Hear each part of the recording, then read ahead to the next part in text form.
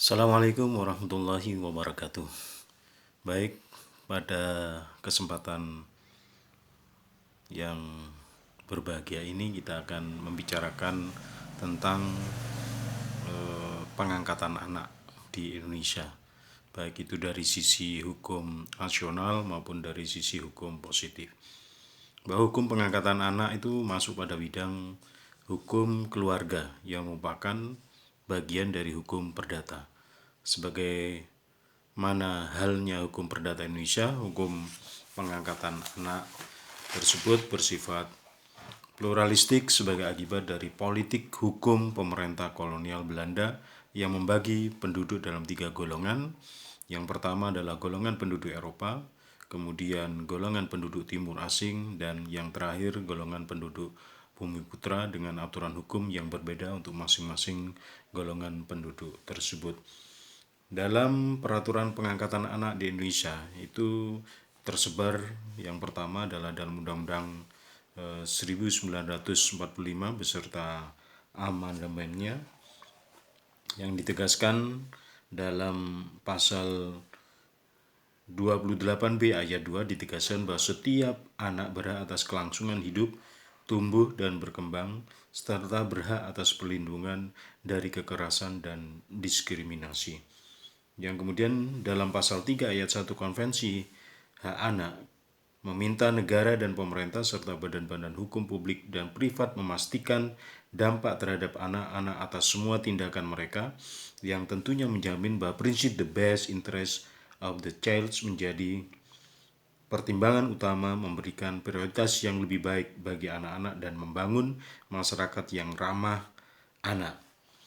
Dan pada undang-undang berikutnya adalah tertuang dalam Undang-Undang 1 tahun 1974 tentang perkawinan, yang pengangkatan anak itu diatur di dalam pasal 42, pasal 43 ayat 1, pasal 44 dan pasal 45. Demikian juga di dalam Undang-Undang 35 tahun 2014 tentang perubahan atas Undang-Undang nomor 23 tahun 2002 tentang perlindungan anak, ditegaskan bahwa hanya perlindungan anak hanya diberikan setelah memenuhi persyaratan yang ketat. Norma pengangkatan anak dalam Undang-Undang Perlindungan Anak harus dilakukan dengan memperhatikan kesiapan anak. Demikian juga dalam Undang-Undang nomor 3 tahun 2006 tentang perubahan terhadap Undang-Undang nomor 7 tahun 1949 tentang pengadilan agama, pasal 49 huruf A angka 20 tentang kewenangan pengadilan agama menetapkan anak angkat.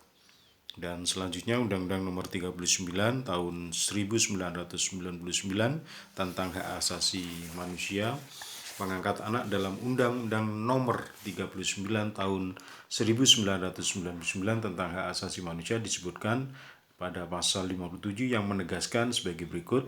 Pertama adalah setiap anak berhak untuk dibesarkan, dipelihara, dirawat, dididik, diarahkan, dan dibimbing kehidupannya oleh orang tua atau walinya sampai dewasa sesuai dengan ketentuan perundang-undangan yang berlaku. Yang kedua, setiap anak berhak untuk mendapatkan orang tua angkat atau wali berdasarkan putusan pengadilan apabila kedua orang tua telah meninggal dunia atau karena suatu sebab yang sah tidak dapat menjalankan kewajiban sebagai orang tua. Dan yang ketiga, orang tua angkat atau wali sebagaimana dimaksud dalam ayat 2 harus menjalankan kewajiban sebagai orang tua yang sesungguhnya. Dalam perspektif pengangkatan anak hukum Islam, bahwa pengangkatan anak diatur secara konkret dan tegas dalam sumber utama hukum Islam, yaitu Al-Quran dan Hadis. Bahkan Nabi Muhammad SAW adalah pelaku utama dalam praktek pengangkatan anak di zamannya. Nabi Muhammad SAW pernah mengangkat seorang anak yang bernama Zaid bin Harisah, yang kemudian setelah diangkat diganti namanya dengan Zaid bin Muhammad. Tetapi praktek tersebut kemudian dikoreksi oleh Al-Quran dengan memerintahkan penisbatan anak angkat tetap kepada bapak kandungnya. Dengan demikian, hukum Islam menetapkan bahwa pengangkatan anak tersebut tidak boleh mengubah penisbatan anak angkat dari bapak kandungnya kepada bapak angkatnya. Terdapat berbagai alasan yang dapat dijadikan dasar dalam menggambarkan pentingnya pengangkatan anak berdasarkan hukum Islam. Di antaranya adalah karena banyak disparitas hukum pengangkatan anak dalam hukum Islam dengan hukum Barat dan hukum adat. Ini yang kemudian harus kita fahami, bahwa di dalam syariat Islam sehubungan dengan anak angkat yang berbeda dengan hukum lainnya adalah larangan menisbahkan anak angkat kepada selain ayah kandungnya. Hal ini dituangkan dalam firman Allah surat Al-Ahzab ayat 5 yang berbunyi, panggillah mereka anak-anak angkat itu dengan memakai nama bapak-bapak kandung mereka. Itulah yang lebih adil di sisi Allah.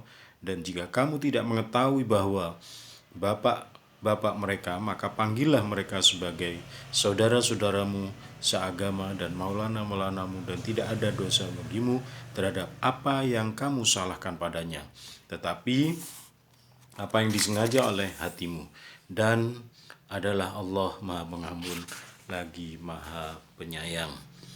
Selanjutnya, bahwa anak angkat tidak berhak mendapatkan warisan dari orang tua angkatnya. Hal ini berbeda dengan hukum Barat yang menganggap bahwa anak angkat seperti anak kandung yang berhak mendapatkan warisan ketika orang tua angkatnya meninggal dunia. Namun begitu, di dalam kompilasi hukum Islam merumuskan bahwa anak angkat tetap mendapat harta peninggalan dari orang tua angkatnya melalui jalan wasiat wajibah.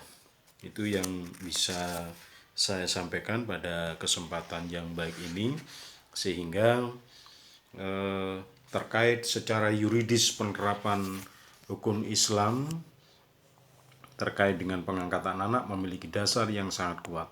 Ketentuan pasal 29 ayat 1 Undang-Undang 1945 dengan tegas menyatakan negara berdasarkan asas atas ketuhanan yang Maha Esa, yang mengandung 3 makna. Negara tidak boleh membuat peraturan perundang-undangan atau melakukan kebijakan yang bertentangan dengan dasar keimanan kepada Tuhan Yang Maha Esa. Selanjutnya, negara berkewajiban membuat peraturan perundang-undangan atau melakukan kebijakan-kebijakan bagi pelaksanaan wujud rasa keimanan kepada Tuhan Yang Maha Esa dari segolongan pemeluk agama yang memerlukannya. Dan yang 3, negara berkewajiban membuat peraturan perundang-undangan yang melarang siapapun melakukan pelecehan terhadap ajaran agama. Akhirul kata, Assalamualaikum warahmatullahi wabarakatuh.